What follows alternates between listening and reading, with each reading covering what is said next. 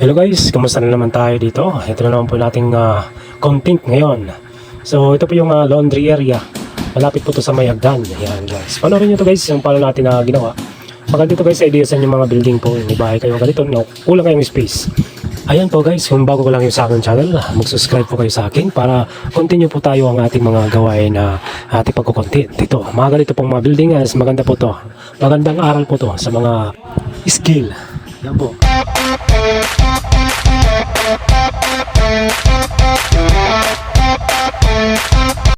Puro po yan ng adhesive na ginagamit po dyan. Yan guys, so bali tinakip po natin yung gitna. Dalawang pong tiles po dyan, yan. So nilagyan ko lang epoxy para lumikit ang maayos, para matibay. Yan guys, so yan talagang pampatibay ng ating epoxy.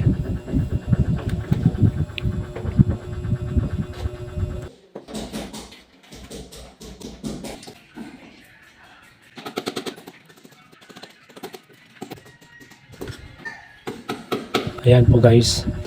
So linalagyan po natin ng bakal para po matibay. Kung baka sakali man malo po dyan, kahit po ano, hindi siya basta-basta mababasag yung tiles. Yan. So bali po yung ginakat po natin ngayon, bali sa gitna po yan. Yung 45 po dyan, kailangan meron po siyang makikita ng nating gitna.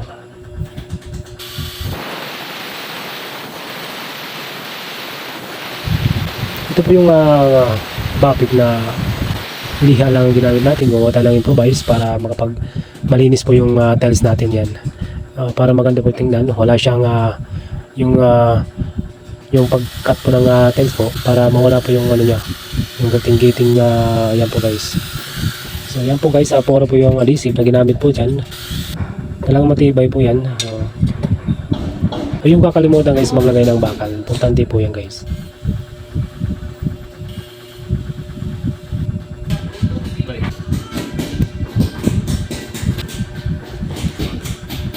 So napakahirap po talaga po yung guys mga ginagawa ganyan.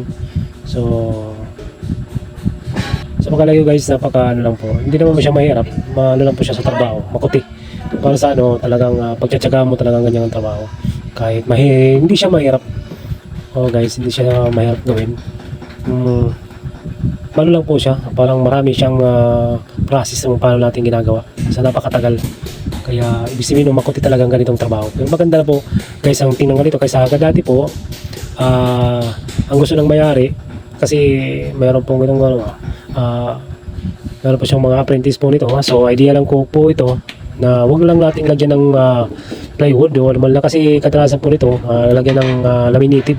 So masisira na talaga yan guys kasi laundry area.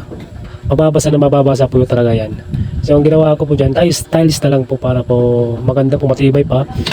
Hindi siya masisira basta-basta kahit mabasa pa dyan kasi naka-tiles po. Napakatibay na nakagandahan lang po dito. Napakatibay po kasi nilagyan pa natin ng bakal na 9mm yan guys para matibay po siya. Hindi siya basta-basta makakrak o ano.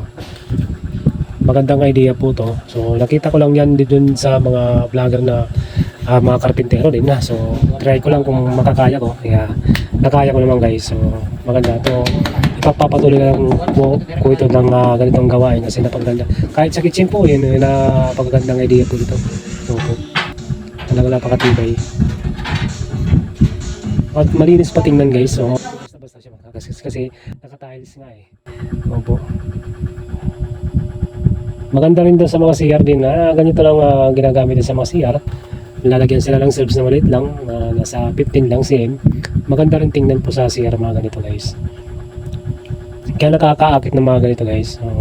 Kailangan talaga magandang yung pamamaraan po dito. Basta ganito ang mga natin guys.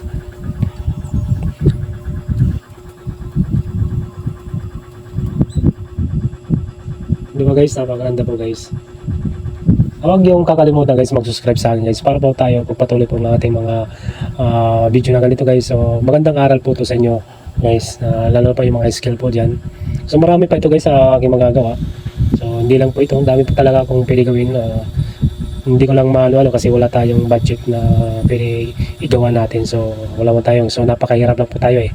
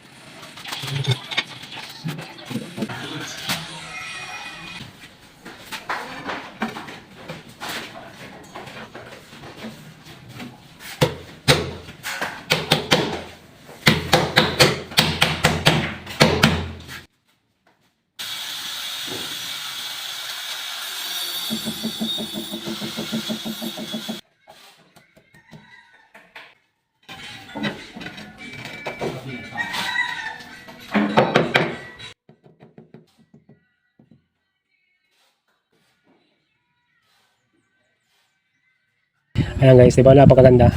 Tiles lang, ganda. Magandang kuha to guys. Yan, diba? Naka-skim coat lang po sa uling po yan. Maraming salamat po guys.